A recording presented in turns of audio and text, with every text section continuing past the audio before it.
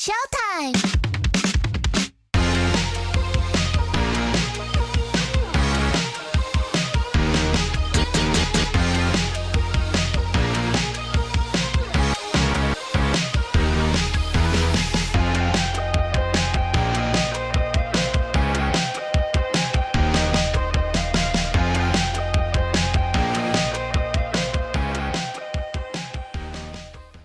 Welcome back, guys, to another episode of Filler Mondays, episode 2. Today, we're going to talk about what influenced us, where we are now with our anime journey. What do we watch? What do we read? Why do we do it? Shit like that. So, kind of simple question. After our, last episode, we talked about our anime backstories, D. And, after high school, where life actually begun, where are you now with your anime journey? What do you like to read? What do you like to watch? What do you fancy? What's the I'm genre now other than shonen that, mm, really kind of you gravitate towards? Now you're older uh, man. Wise old man. I mean, in the wise words of Samuel Jackson, hentai, obviously. Oh, yes. Okay. Strictly only hentai. I only read hentai, consume hentai only. No. In all So seriousness, I just cornucopia. I consume all popular stuff that's low produced, niche stuff. Uh, so you're a man of yeah, culture, is what you're trying to say. You're rounded, so yeah, to speak. yeah, Hentai included, yeah. no shame on that game. So tell me, well, what are you watching these days? What's your jam? Well, I mean, the most recent watches are Free Rin, just absolute banger. I'm a few episodes behind, but think I got up to like episode 15, Oh 16, and wow. yeah, it's just so good. It's so good. It's so easy to watch, and it's just one of those I'm enjoying so much that I'm like, I don't want to blow through all of it, so I'm just like enjoying it episode by episode. Is it Uh, 24? Is it all done? Is it all finished? I think it's close to being done. Like I think it was two core. I think it's almost Oh, done to be like 24 episodes? yeah, I think so. Nice. Okay. Just so thick. This is very like well scripted show. Like it's one thing to have great source material, but to like get all the juicy like emotional beats right.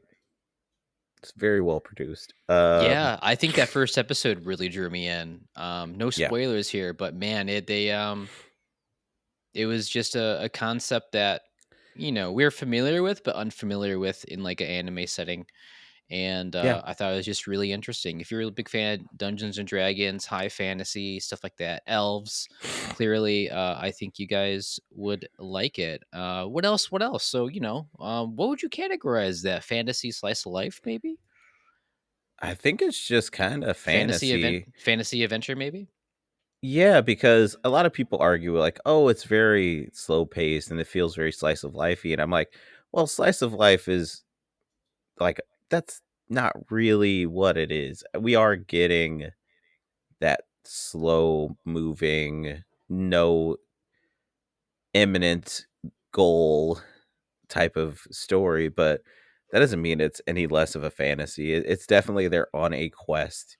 They're definitely doing something, but there's not the urgency of a typical fantasy in there, which just makes it so much more like a true fantasy story, where it's like you have a task you need to complete and you'll get there and complete it. But it's not like, and then the world will end if you don't get there in 6 days. Oh, so I've really enjoyed that. Been on a fantasy kick. I'm not gonna lie. I've been watching Dungeon Meshi on Netflix. Delicious in Dungeon. It's so good. It's just so good. Really tickles my cooking love. So I'm kind of getting a twofer out of that one where I'm getting my fantasy and my cooking show at the same time. And again, just it's taking us to its destination the way it's going to take us to the destination. And again, it's got 11 episodes out as of right now. The 12th comes out tomorrow. 11th episode fucked me up. Not gonna lie. Fucked you up. Yeah, it really snuck in a gut punch there. It was good. Hey, baby.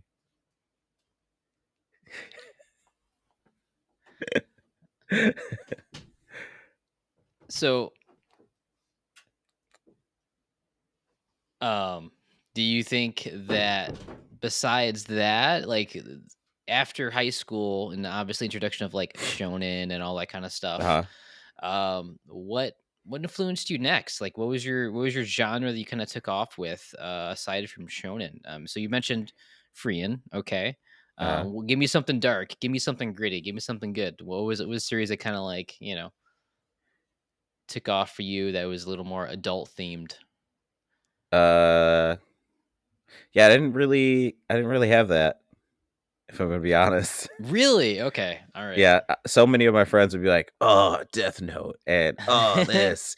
You haven't even did you even watch Madoka Magica, dude?" And I'm Oh, like, "No, no, I didn't. I didn't watch any of those. I still haven't. I've watched Death Note. I like Death Note a lot. I read Death Note. Really like Death Note. fantastic Um, series, yeah. but Short and that was sweet. like in my 20s. Like that was like my mid 20s. I read Death Note and really like kind of fully absorbed it. I think like right after high school, uh the first one that comes to mind, and you'll probably get a kick out of this, High School DxD. Oh my god. Yep. Yep. Quite aware of that series. Yeah, Very I didn't. adult. I will say that. Yeah. It's adult in another way. And adult in Um, another way. The but good I found way. myself kind of like where people were kind of more gravitating to things that were, I think, more introspective. Honestly, like really made you like think about characters and how a character's built. I was like, what's the like dumbest thing uh that could possibly be an anime? I want to see that. So it was like High School DxD. Um I mean Haruhi was so fucking good. Lucky Yeah. Star. Like Yep. those are the shows I kind of like Magical started vibing Doka with. Chan, whatever the girl with Yeah. that was wild. I mean, that was a I really genre. yeah, I really found myself liking like the experimental like type of anime that was like trying something really odd and seeing if it would land. And I think I found myself kind of like gravitating to more of those stories. Panty and Stocking. Is that something Oh, you, you already know I've watched that 70 times. Come on. That's yeah, yeah, yeah. experimental as cuss. I mean, season Ping see ping oh god, yeah, season 2 coming. Ah! Yeah, I mean, that was I love the hell out of that series. I mean, come on, mixing like kaiju kinda with um magical girl, sexy Powerpuff Girl. I mean, the genres are flying everywhere with that series, man. It was definitely a So what the good. fuck when I first saw it. Fell in love with it completely. After Shonen for me though, I mean, some Shonen went hard. Like for example, after like tsunamis and whatnot, Roni Kenshin was like one of the first things that like really kind of threw me for a loop. Not the actual like syndication series, but the movie with Trust and Betrayal. Uh, it just that animation, the I mean the seriousness, like the the feudal Japan type of assassination of like Kenshin's kind of prequel, how he got his scar. That went hard for me. That was gorgeous, next level anime. That's like, oh wow, okay, this can be more than just a Saturday morning cartoon type of feel. Yeah. Because I wasn't really aware of like, oh, you know, anime is very broad. So there's a billion and two genres now. There's just not like sci-fi, fantasy, whatever. It's just like it makes its own genres. So that's kind of where I took over that. And then all my other influences kind of influenced me to other things. God, where to start? I mean, Akira Toriyama, rest in peace. He's a huge inspiration, just not through like anime for me, but like video games and Dragon Quest, Chrono Trigger, stuff like that. What about for you? Are you a big fan of the Kira Toriyama? I mean, like, I am a huge fan of Akira Toriyama, like, and what he's done. Uh, like, Dragon Ball has such a very, like, cornerstone type of place in my house that it's like, I mean, we're still talking about stuff that he's done to this day. I mean, like you mentioned, all the works that he's done, but I mean, like, for me, it was a very, like, uh it was very much like a if I saw that, art style, bro, I knew it was gonna there was gonna be some enjoyment out of it. Maybe it wasn't always like a 10 out of 10, like, best thing I ever experienced, but there's always something, some sort of, like, joy or happiness that's rooted in, like, the stuff that I would consume that had Akira Toriyama's name on it. Like, I can't, like, honestly think of a thing and be like, he had his hand in it, and I hated it.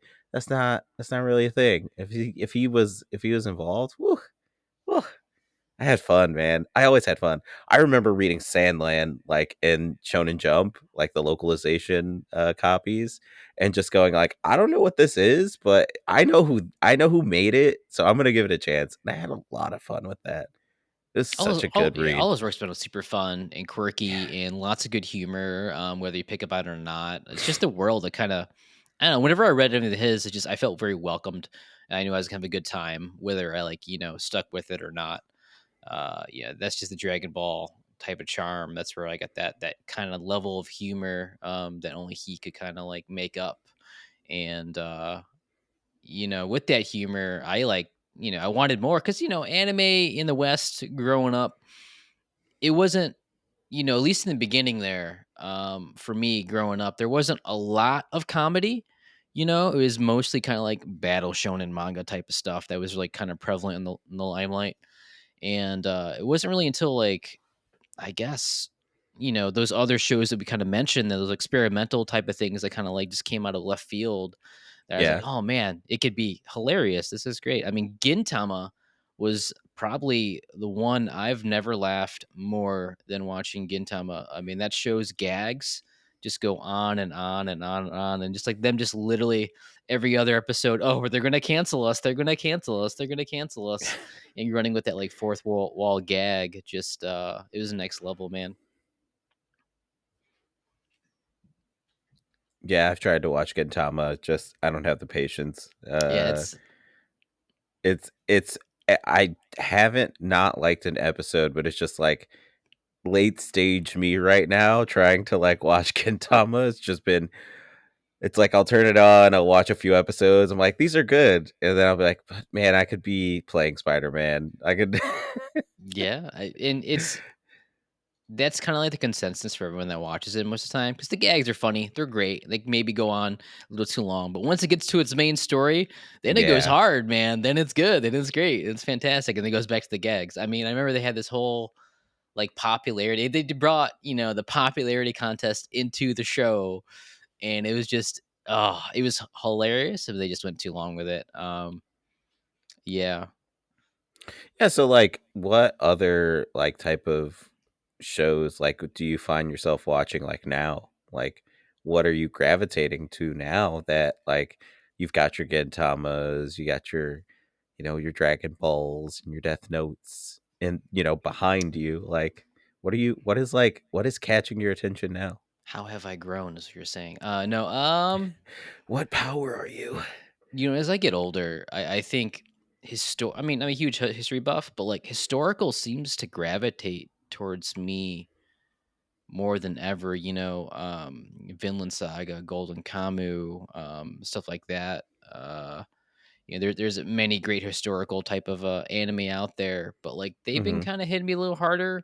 And I think maybe because this history basically kind of teaches like solutions to problems for the present, and we're always feeling like we're in the present. So like it kind of taking me back and make me teaches me something, and I think I'm just wanting to feel something a little more. than just what does it feel to be strong, bro? Must get stronger, bro.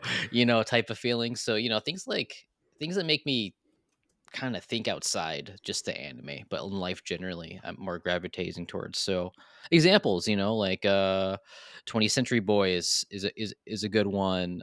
Vinland Saga, huge one, huge inspiration. Berserk, but I messed with Berserk way long time ago. Stuff like that. Golden Kamuy was very good as well. Let's see, what have I been watching directly? Golden Kamuy, Vinland Saga. I've been watching, unfortunately, Boruto. Frien. I've been watching Apothecary Diaries, which is a really good historical setting too.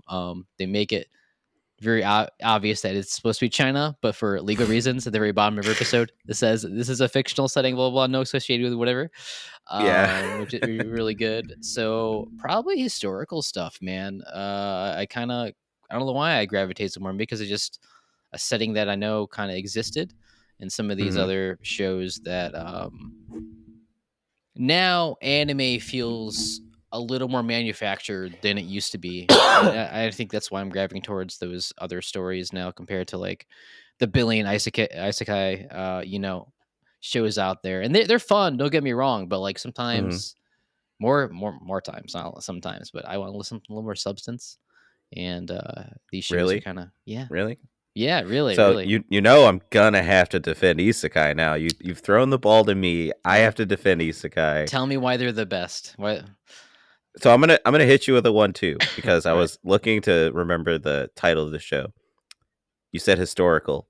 I was gonna hit you with the obvious one, but I'm gonna hit you with the less obvious one. Have you seen Drifters? no, mm-mm. It's an isekai battle royale where historical figures are drawn into this isekai world, and it's right. The same guy who made Helsing made this anime. Really? Oh wow. It's such a good ride. Uh there's so many like little nods to like these historical characters, their battle tactics, like it's such a fun ride. And that is an isekai. Good sir. Uh the second one I'm gonna hit you with is one that you might have heard about. It looks like it has no substance, but it's so antithetical to isekai and comes back around and is still isekai. It's Eminence and Shadow. Imminent Shadow. Another one I haven't once seen. It's just because they're being manufactured so much, and they're just like feel like they're on the assembly line. Like it is their era right now, and I see just too many all the time, and they all look the same. And they all look generic fantasy setting, and I'm just like, okay, enough is enough. I'm good. So Yeah, it's maybe a it's so draining to go into something that has this beautiful fantasy aesthetic, sometimes even way too good of an animation it doesn't deserve. And then the first few episodes are unique, they draw you in, and then they're like, "Well, I leveled up my skill." And you're like, "Ah, goddamn. Not again. Not again. Not one more. Please, I beg." But there's been a lot of really good stories clawing their way out of that like subgenre. Mm. Like Shangri-La Frontier is one that's airing right now. I hear that's It amazing, actually. Yeah. it's so good. If you've played any MMO, if you've put any hours into mastering a game ever, About you can 20K actually. Mm. you can enjoy like this anime just because you know what it's like to like grind out. Like it's so good. It's so good. Maybe it's the long titles, man. Maybe I don't need. Maybe What the do you long titles mean? are What throwing do me. you I don't mean? know. What do you mean? Is it wrong to pick up girls in a dungeon? Is a completely logical title. That time I became a slime or whatever, reincarnated as a slime, Yeah. completely acceptable title. I mean, what's the one with the dude that turns into a pig and helps a princess? I don't know. It just they have these absurd long titles, and most of the time when it first started, I was always like, "Are these actual translations? Are these messed up somehow?" And I just kept on going. And like some are getting longer now, so like Yeah. eventually, you're gonna get like a manga volume that literally a title is gonna take up half a page. You know, yeah. I don't know. I have a hate for it. Maybe it's not unjustified, but if I had to go into the genre, let's say, you know, what would be your top three that you would recommend to someone who not necessarily in love with the genre? Konosuba, Eminence and Konosuba. Shadow.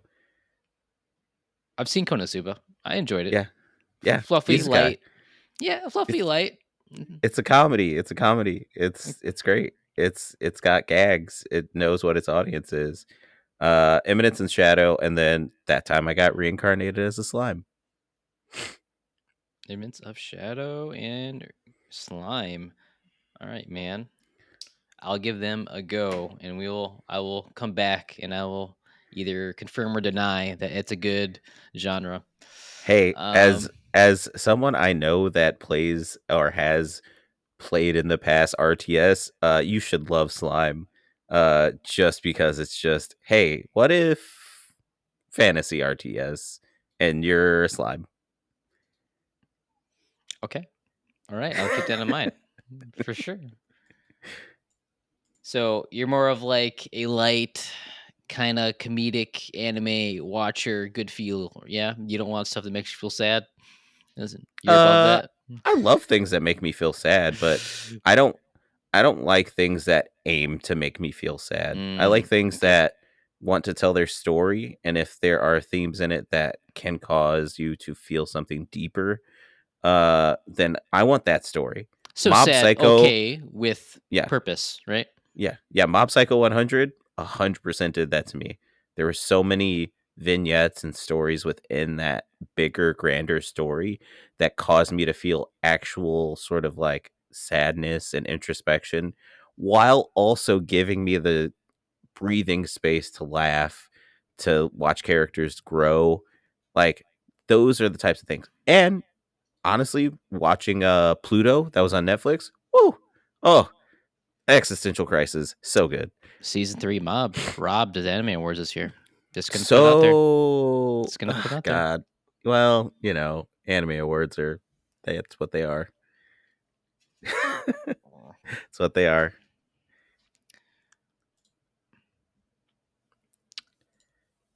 Yeah, but I really try to not limit myself by looking for stuff, Like, Mhm.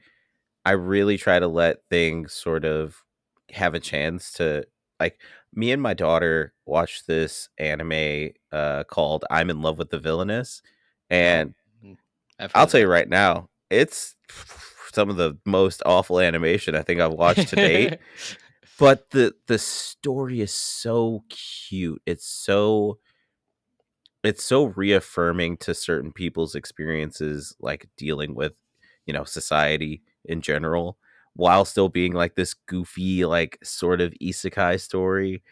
Uh and I do say sort of isekai story because it's definitely one of those like, oh, she died in a library and now she's in the game that she played. And it's like, okay, whatever. I just gonna ignore that because it's not important.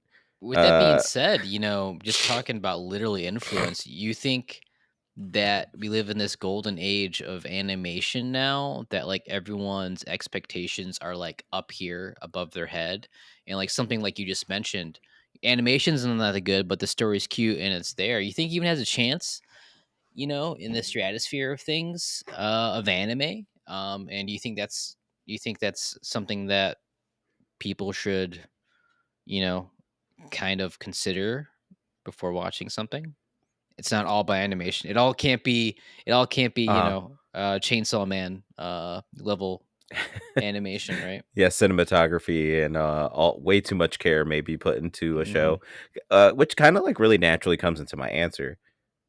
We grew up in a time where animation quality was impressive, but it wasn't required for us to enjoy a show. Like, It's true.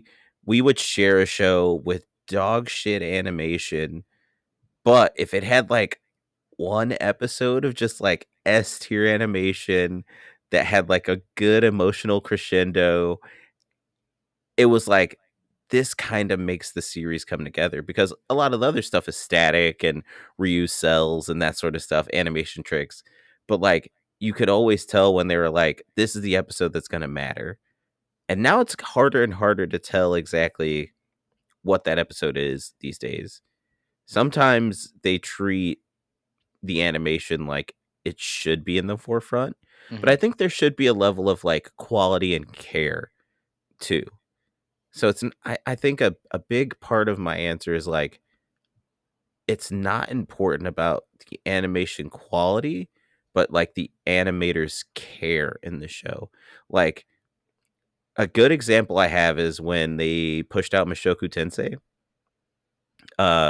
Jobless Reincarnation, for those out there that don't know the, Japanese title, and Isekai. There was a scene that just jumped out at me, and it was just him breaking bread to hand to his father, I believe, or his sister. But, like, he was just literally breaking a piece, like a loaf of like, small loaf of bread, and it was just so overdone in a way that showed, like, the person who made this, like, 5-second beat really fucking cared about, like, "If I'm gonna be in charge of the person that draws the bread coming apart, it's gonna fucking look amazing because I love this show." Like, I love being here, I love being on this show, Shout and out I to anime think and food. and I think that's such a huge thing. A huge thing is, like, animation care, not so much quality. Because I can draw a guy running really fast, and that's fucking cool, but, like, are they paying attention to their expression? Are they paying attention to their breath or how they're moving their arms? Is it all just speed lines, Like, is there a certain level of, like, detail that comes with people who really truly love what they're doing versus, like, people who are, like, really good at their craft, and that's why they were brought on? It's a huge distinction for me. Good answer. Yeah, I guess growing old and not so jaded makes you appreciate those Looney Tunes cartoons that like they recycled the same background every 3 seconds. To now that we're like graced with such, I mean, we're eating good. We can't complain, right? We're eating good for sure. We have things like JJK, Chainsaw Man, the Villain Saga, Attack on Titan, Mappa. We're in the age of Mappa, really.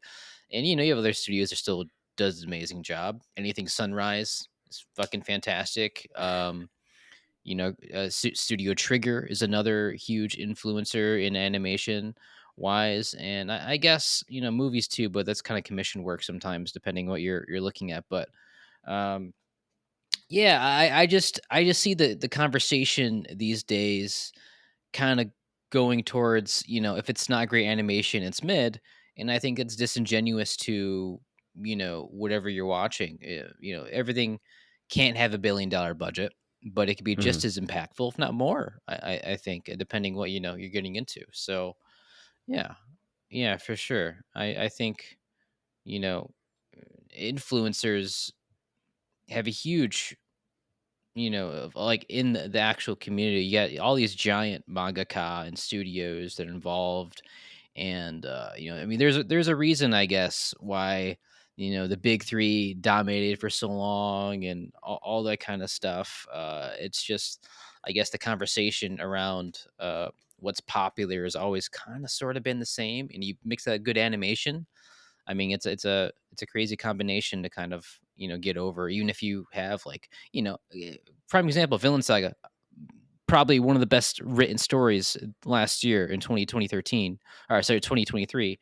But you still got your JJK is winning because animation looks stellar, fight scenes, influential. So it's a hard thing to make your mark in now. I think, especially with how much anime is being produced in the mainstream.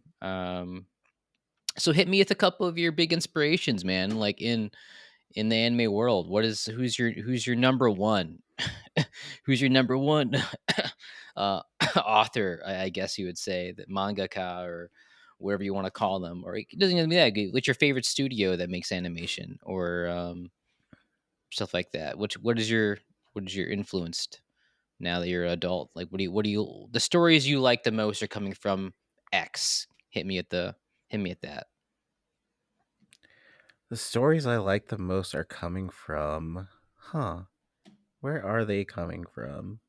I mean, it's kind of hard to narrow down. Like I think I've kind of painted the picture. Like my taste is very eclectic. It's kind of like it's not so much what I have like a feeling for, but like just certain stories resonate with me a little more than others.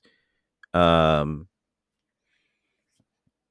and then certain art styles drive me in. Like it really kind of depends on like where my head is at, I guess is a better place to put it. Like cuz I went through a whole like rewatch of of all things Tenchi Muyo like Oh wow. going on what is this or 2024, so yeah, like almost 8 years ago. I rewatched all of it. Rewatched all of it. GX with the war on Geminar, like all the other side stories, every multiversal story, dived into the light novels. But what I found myself doing was like once I did that, once I kind of revisited all of the places I had been, I saw like Chainsaw Man. Before that popped off, when the manga was really going hard, I was like, well, let me wait to see the anime because I know there's going to be an anime. Like once you start hearing about a manga, you're like, it's definitely getting an anime. So I'll wait. And that was one of the ones where I watched the anime and I was like, I need to read the whole manga because it's such a good premise. It's such a good premise. It's such a good idea and power system and like such a good It's that like hook, yeah. sort of like almost traditional shonen setup of like these are the stakes, this is the power system, these are like some conflicts, but there isn't like a clear quote unquote villain right away until Mm. you kind of see like the sprinklings of okay, well, this is intriguing. Let me I need more. I need it all right now. And I Yeah, I regret mean, that. I regret that deeply. you regret like, anime hit you so hard that it influenced you, quote unquote, to like go read the rest of it. I mean, I try to make it through at least one or two seasons before I just give up everything. Like, okay, I need to know everything about everything about everything. And I think there's some of that, but for me, it's also trying to avoid spoilers because we live in a very y- we like it or not, spoiler community now. Everybody wants their spoilers early. They want their manga chapters a week early. They want their, what I Mhm. mean? It's getting to the Yeah. point where like they just need it the next day after they consumed it. And for me, sometimes it's just like trying to safeguard myself. So like I experience that story for the very first time and not in some kind of social media mishap way because algorithm knows what I like. All right. So I'm gonna see my One Pieces, Berserks, Villain Sagas all over my feed.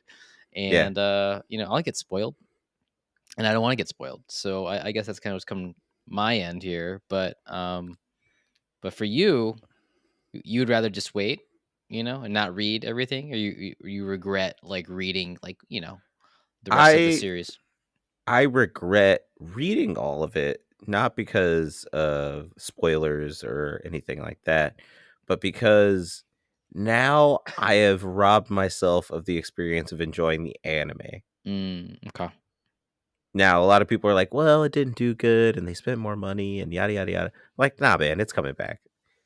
There's going to be a little movie or something, and the rest of it's going to come back. It's guaranteed to come back. It did very well internationally, yeah, and that's becoming a bigger focus.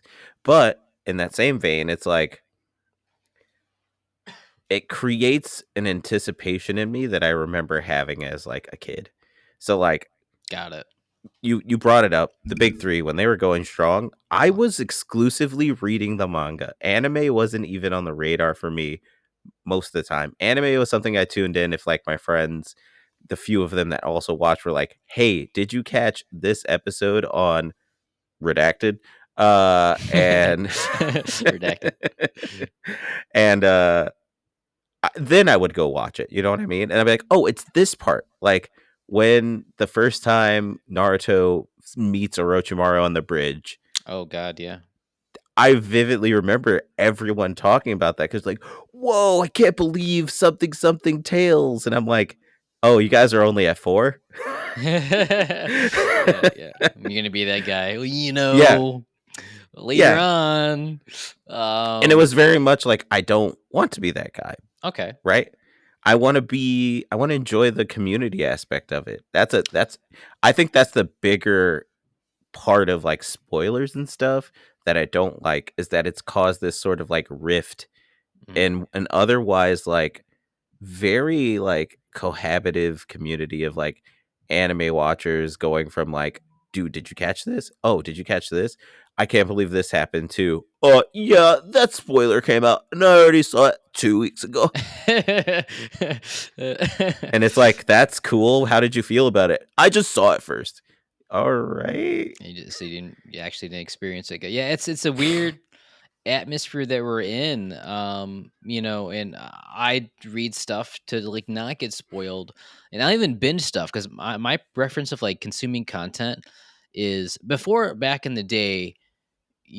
Aside from the shonen, that'd be weekly stuff, but like other anime that took longer to whatever, I would just forget about it. Like I remember, particularly, I read that Attack on Titan stuff, and season two took so long to come out after 5 years. Wow, 4 years that I just forgot about, and I was just as excited as I was for when I read it. So I guess in that anomaly, if it's not like 3 or 4 years, um, for me personally, I don't think it's that spoiled because I'm just excited to experience it with people, right? I mean, when spoilers for One Piece fans, when Luffy Ah! goes Gear 5, I read that shit already, but like I think it was just the community coming around and experiencing together. It's again another anomaly, but Vinland Saga, for example, I think sometimes animation elevates everything because it could do more than what's on a static page, and I think the anime just elevates it to something the page, even though the manga is obviously amazing. I think it just does something to the next level that music and pictures in motion that can do that manga just can't do. And in those instances, it doesn't matter if I consume something Yeah. first or not, but I get you. Yeah. Yeah, it's definitely like, and just to kind of hit on that one little thing where you're saying like sometimes like an elevated thing. I know the manga panel like the back of my head, but that moment, spoilers everyone for Vinland Saga season 2, uh, when Thorfinn has the hoe above his head in the sunlight. Mm, That good. so like that light music sting with the like, oh, oh, and him, Oh, it's hey, so that's good. that's the slave. That's him. Yeah, it's Thorkel. No, yeah, Yeah. man, it definitely transcends. Because I have a friend who does not watch anime unless the whole season's out. He binges it right away. He doesn't even, sit there and twirl his glass around with the wine in it, let it smell the aroma. He just takes one big old gulp. He's like, "Oh, that was really good." But now you gotta wait. Now you gotta wait like 2.5 years for the next thing. And the consumption now is just it's interesting because I don't like binging shows. I like to really savor. I like to talk about it. I like to be in it. I like to be in the moment. And I guess I guess the answer to the questions, I think I'd feel the same way. Uh, about something if I've read it before. I think I get excited easily, so that's probably one of my flaws. I think we're seeing us moving away for that benching model though. Like Mm. even Netflix is doing weekly releases again. You mean as a Like, whole, just as like a yeah, I think okay, I think the industry sees the generation from going back to weekly formats of getting people talking about your show yeah. and tweeting about it and posting about it and It's going it's to events and yeah. yeah, Who it's just what company wouldn't want the free advertising, right? You know what I mean? Like who exactly. doesn't want to talk about that episode of Game of Thrones, the water cooler talk? It's just it's perfect. But sorry, go ahead. No, it's 100% that. It's 100% the let's generate that again. Before the binge model was new, exciting. It was a good way to relive old series, especially. But now we have it like what we're you know couple years out from the height of the pandemic, and like more people are moving about, more people are doing stuff, so they don't have time to sit and watch 6 7 hours of TV at a time. It's And if true. they do, they're not watching one show. You're not watching One Piece. You're right. You should watch One Piece. Hey, wait, I'm gonna immersion break really quick. Hey, viewer, if you're not, you should be watching One Piece. You got a live action, you got an anime, and you got a redo of East Blue coming too. You got choices. Get out there, do your part, do it for One Piece. Okay, That's that's a it. show you could really binge. Am I right? Like if you and you're not gonna run out. It would take you I've been un, tempted to start rewatching. I'm not gonna lie. I've been tempted unhealthy to. amount of hours. I have already reread it twice. What's one more watch of the anime, right? What's one Why more? not? Why not? What's one more? One more. It's not gonna hurt. You're gonna feel just as good the eighth time you've watched it. Yeah, and don't get Um, it twisted, everyone. I'm currently wearing a Naruto shirt. I have rewatched and reread equal amounts of Naruto and Bleach. I'm a big three super fan. Get on my level. yeah, I'm rewatching. You know, I think my joy for One Piece has influenced my other friends to the point that they haven't seen it. They're like, okay, fine. I break Ryan. I'm gonna watch it with you. Yeah, and I've been watching, for the past year and some change now with my friend, and we're in Dressrosa right now, Yeah. and he's freaking his little mind out because he's just like, this is happening, this is happening, this is happening, and it's Uh still huh. Flamingo, so he's all in. He got I Law being a Okay. stud. Are you at the Doflamingo fight? No, no, they're negotiating on that Green Bit Island where they meet up, and Ooh, then yeah, Sanji's that's like, such a good "Hey, scene. hey, it's a trap," and then fucking for Fujitora comes and the meteors come down. He's just like Oh yeah, baby, he's so foaming good. at the mouth of hypeness. So we got him on that It's train. such a good. Oh my god, it's such a good scene. Yeah, Okay, and I got word. the other opposite. I got talk about Naruto. My fiance, she watched Naruto. She loved it. She's great. And then I think she got a little exhausted by like just kind of the filler of it all, Oh yeah, because that's a series that goes hard on that, and also just like you're gonna take one episode to like literally do one thing, and then you're not even finish that one thing. It's to continue of it all. So she's suffering from the old shonen format. And I don't blame her, and it sucks yeah. because she's at like the pain arc, Oh, and that's such a good place to be, right? That was my I height. I wish just one more time. Let me relive it. One more time. So I mean, my joy for anime, I guess, influenced others to watch this stuff, and hopefully, enjoy it just as much as I do. Because And I I think, do. yeah, Good. no, I think that's a big thing. Is like we have to remember that this is not a competition. That we got to share the joy Mm, of consuming like this form of entertainment, you're right. because that's what brought us together in the first place, was the excitement, the joy, the passion, and some of the weird stuff that comes with it. But Power we levels don't. be in shambles right now. Yeah, we don't talk about power scalers anymore. Okay, we let them have their fun over there at the power scaler table. They are foaming in the comments now at the mouth. How dare you? S- See, everything is just as good as Dragon Ball Super. um, wow, we ran through a lot of stuff there, man. We kind of just went on a tangent what we watched, and I have to admit, I'll give Isekai. I can't pronounce that word, man. How do you say it? Isekai. Hey, stop! Don't do this right now. All right, I won't do it. All right, it's Stop cool. it. Why would you insult me and my people this way? But yeah, isekai Isekai. a Thank you. is a a genre, a subgenre of fantasy that is polluted with mediocrity. Uh, but there are so many His words, not mine. fun gems, so many great stories that just have risen out of the garbage heap that is isekai. Um, and sometimes even the trashier ones are just fun. They're just fun concepts to just run around with. The the dumbest ones come out, and some of them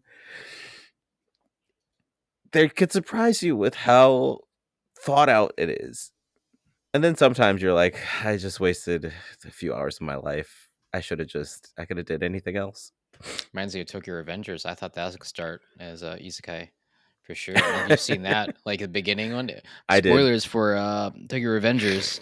He kind of like goes back in time, and I thought for sure he's gonna be reincarnated as something, and it's just kind of like Back to the Future, if what if type of deal going on, and Yeah.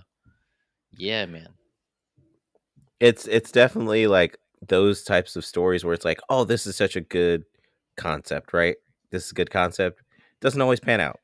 And yeah, that's kind of isekai in a nutshell. Sometimes it's a really good idea, and most of the time it doesn't pan out, but there's a lot more times that it does, in my opinion. yeah. Yeah. Uh, is that being said, objectively, as I've grown and like what has kind of drawn me the most is like, I'm in my 30s now. So, like, if we're not in a school setting, I'm head over heels.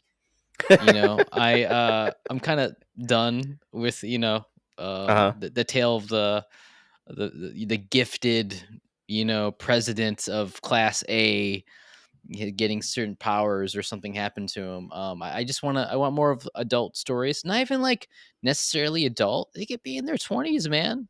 I mean, that's adult, but like, you know what I mean? Just outside the classroom, outside puberty, outside things that are just very adolescent. And, now anime is branched to like so many different avenues, mainstream wise, that I can really access that now. So, Mhm. definitely feel good about that. Because before, back in the day, it was all just, a lot of it was just, a school show in a way, quite literally. But Yeah. you know, Are you ready? Here it you sure? comes. Go for it. Counterpoint. All right, Counterpoint. counterpoint. Make the school setting matter. Make it I don't matter. I don't want it. I want Make it people I can relate with the D. Okay, I want but people that's my age. but that's how you make it. Like if you make a school setting matter, people our age can easily relate to that. I have two really quick Mm. examples. Dangers in My Own Heart is a show on Amazon Prime. It is about this boy who's crushing on a girl and they're in middle school. And it's like, oh, here we go. I've heard this premise 1 million times. He's an edge lord. She's a model. Blah blah blah blah blah. But their meeting place, their nebulous place, isn't someplace outside of school. It is the school, and then you see their lives outside of school and who they are, and how that builds on their characters, and I'm good. I'm how good. that how that informs their relationship at school. And it's a very realistic look at that type of like young love, right? While also showing you like the people around them and how that informs their characters. Why can't they do that, but not at a school?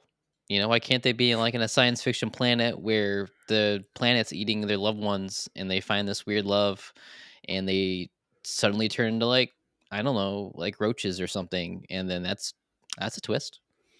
Uh, I'd be down. it, I think what is that called? Starship Troopers, I think it's called. You're thinking of Starship Troopers. I'm doing my part. Uh, and then the other one I want to say really quick is Welcome to Demon School, Irmakun, which is like Mm. a slow burn shonen that I'm always advocating for people to watch because it's just a really good slow burn shonen.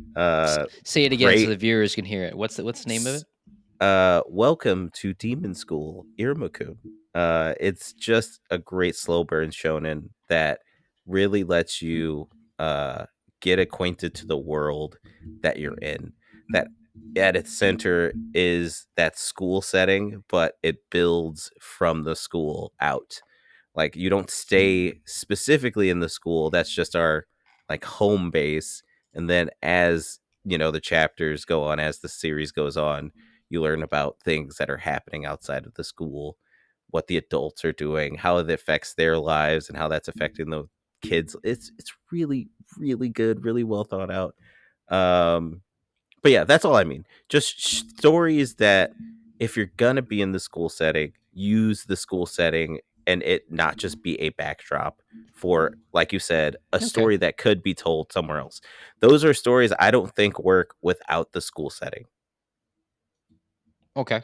Yeah, I know, I mean, just generally, I'm saying I get what you're saying, and it can work and give me something more, like, be more intrigued. And I don't mind adolescent stories. That's fine. Just give me something, a little bit different. I mean, Ranking of Kings is one of the thing comes to mind. It's like Ghibli meets Woo! Game of Thrones. It's just like, you Ghibli know, Thrones. Ghibli Thrones. You got this little boy who is a mute, and I've never seen it before in an anime setting. And he has a little companion that kind of can understand him, and they just, he's trying to be king, and there's other stuff involved. But man, that's something that's just next level. Good writing and deals with kids for the most part, opposed to all other nasty adults in it. But Them nasty adults. nasty adults. Um, yeah. So I guess as I get older, the shonen is still in my heart, but I'm yearning for something more, something a little more nuanced. Um, I suppose. And what influenced me, I guess, maybe just more, again, nuanced stories that have a little more layers to them. But I feel like that's kind of getting, kind of like shonen is a genre that now, particularly way back in the day, I think my view would be more valid. But now I think it's just becoming, it's just what's in Shonen Jump or what's in Young Shonen, whatever Sunday or whatever those stories are coming out of. I think it's all kind of getting like, muddled together in what it means, because you're getting some pretty amazing stories, um, from the shonen genre generally, and that's outside from your One Pieces and your Naruto's and your Dragon Balls and your Naruto's, and the whole tide is turning. The influence of like what shonen used to be to now is so different. I mean, what's the biggest difference in your mind, you think it is, from today and from what, like, let's just say 2000s. Let's just give it, early 2000s. What is the biggest difference in your mind coming from those two different eras that are different about this, type of anime scape for shonen particularly, um, to what it used to be? Because it almost feels like, before it was like, really, you could tell it's aim for teenage boys, but now it feels like it's a little bit bigger, a little grander, bigger scope. Well, I think it's because, I mean, obviously the information age really played a part in that, but Mm, the bigger thing is that boys, you know, comparatively, are just exposed to more. They're just really bombarded with more information, more situations. They're just more aware of things than we were at their age, than I can possibly even fathom. But the main thing is that there's a desire, this desire for escapism comes at the cost of, well, I don't want to repeat something that they have already had access to. So yeah, you see them kind of going a little bit farther with the theming while also trying to stay relevant and within the purview of, like you said, young boys. So it I've looked up the times. seems, Yeah. yeah, it seems like we're getting a little more nuance and layering in general, because it's almost a requirement to have a little more to give your readers than just cool power system and lovable Mm. characters. True. You I kind mean, you kind there was like a little factoid that believed the readership was like, it's pretty much 50% now, than what it used to be. 50% boys, 50% girls, which that maybe influence some of their stories now, because in Japan particularly is very much like, younger girls have somewhere to read something, younger boys have something. Now you think that might have to do anything with it, just because age of the internet, and just they're wanting to just maybe just tell a different story than just the power level story. Yeah, I think demographics have always been bullshit, though. I think that's what Yeah. it really boils down to, is that Mm, now they're just more aware that there are more eyes on their stories. I think before there was things based off of readership, write-ins and polls and things like that, which is still not, that's a controlled sample. That's not a full sample of people who digest your media. So it's always been kind of bullshit to go based off of those demographics.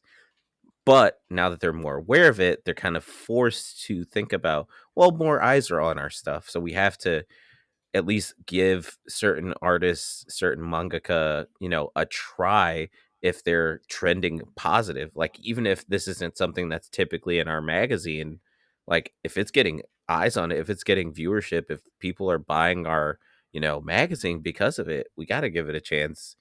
Uh, and they start cooking.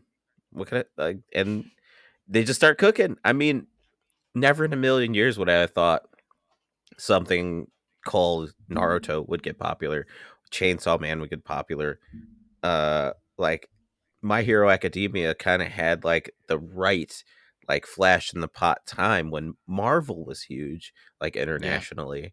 So like it just it's all these little like microcosms of like situations really kind of lining up, and also just a demand for, well, what's the next thing? What's the next vibe that's going to be prevalent in manga? And What level of it, storytelling? yeah, It feels like it's gotten more adult, which is okay for me particularly. I feel like just the level of storytelling and just what you see is have become more adult. This is just generally by society generally, right? Everything's become a little more, R-rated, so to speak. And but now that all the big I suppose all the big, big boys are kind of finishing up their story, I'm starting to see such a diverse, collection of stories that make me really hopeful for like the future of like what's the next big thing. Cause, you know, we've seen our billion two Dragon Balls. We want to see something different. There's the one Shonen Jump series that I love called Bakuman. Is literally just about mangaka. And I ate that up. That was great. That was such a good story, insight of like a life that we never seen before. And I think that was a passion project that influenced many other writers to do something different, because it hit so many different bases within is like literally, kind of like very meta type story that I think affected more than just the readers. But um, yeah, man.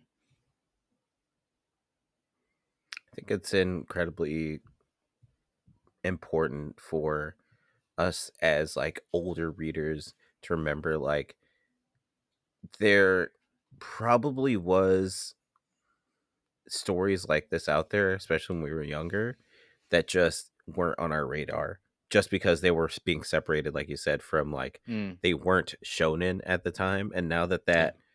now that battle shonen has kind of like spread its definition. I mean, look at what is it? Hell's Paradise came out. That was that is considered a shonen, and I'm like, this story, this story in front of me. You're telling me this story in front of me is battle shonen, and I'm like, this is depressing. What do you mean? They're like, oh, but it's so cool, and he turns on Yeah. fire and he fights the weird creatures. I'm like, nah, gee, this is real sad. Yeah. Some of the saddest shit I've ever read.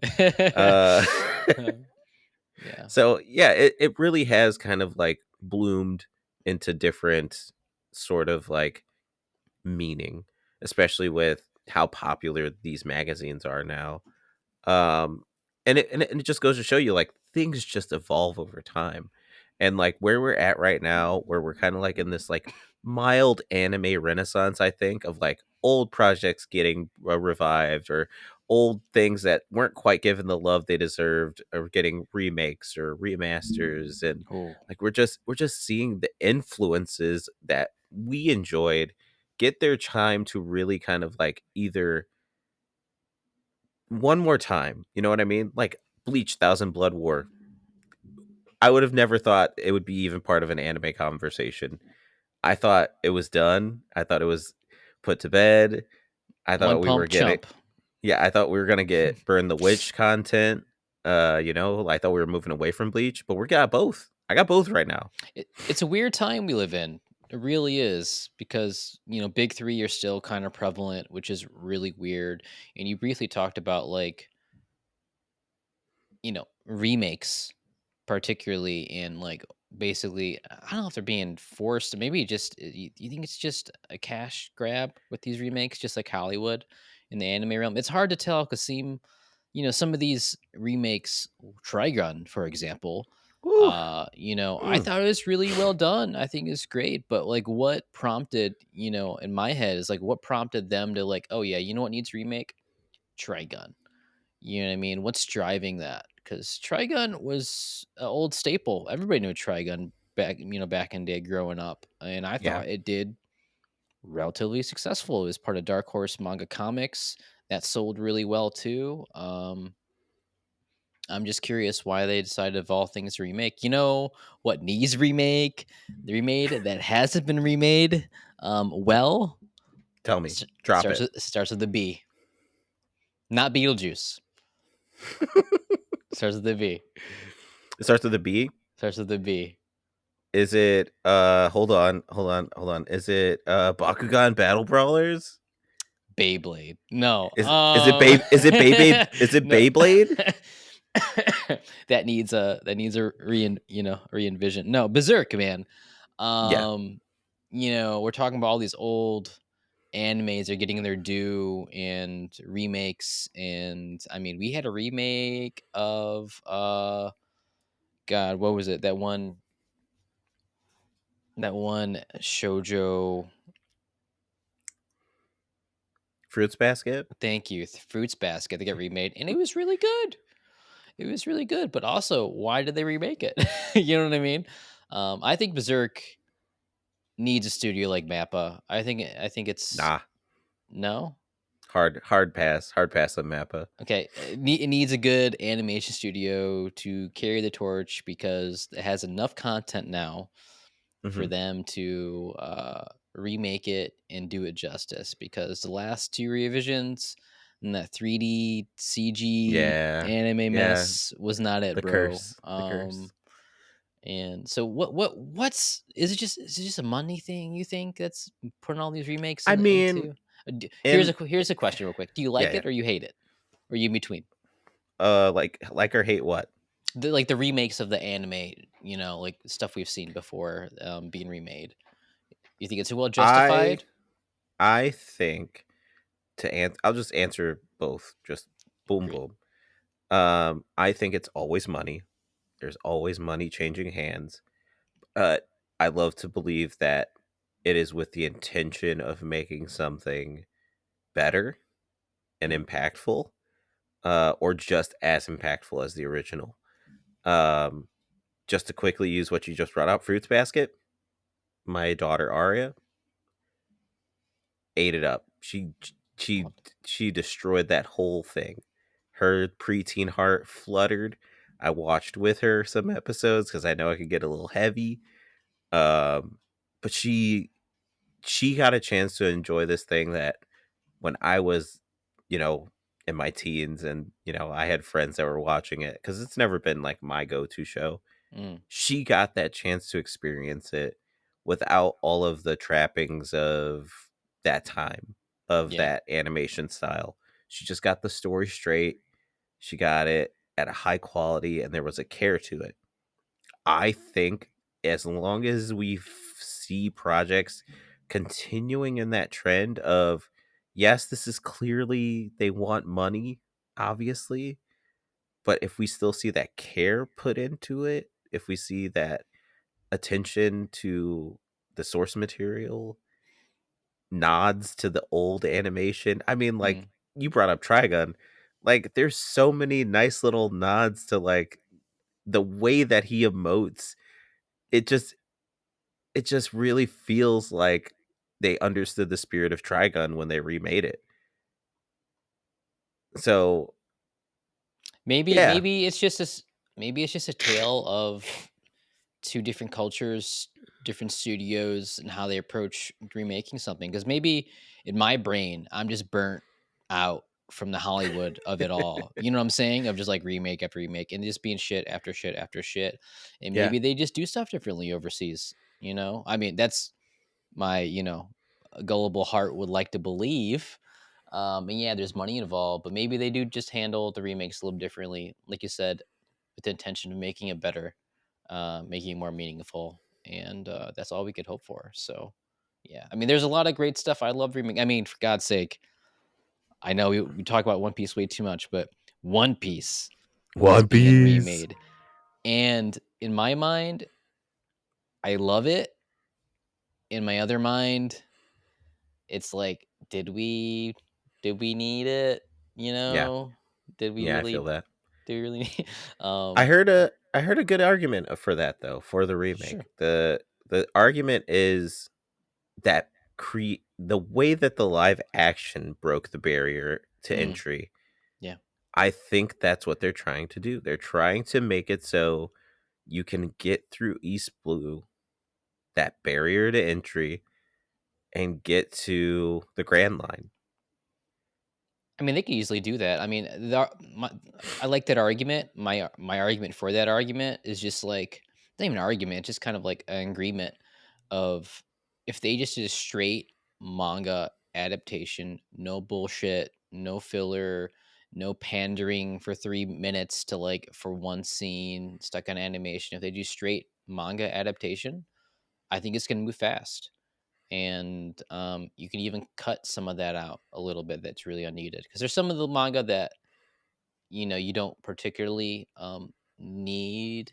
Uh But yeah, I think it could be a higher level of quality of storytelling that huh. they didn't have before because you know how the current One Piece anime, it's just hard to sit through sometimes because it's just so The you know pace.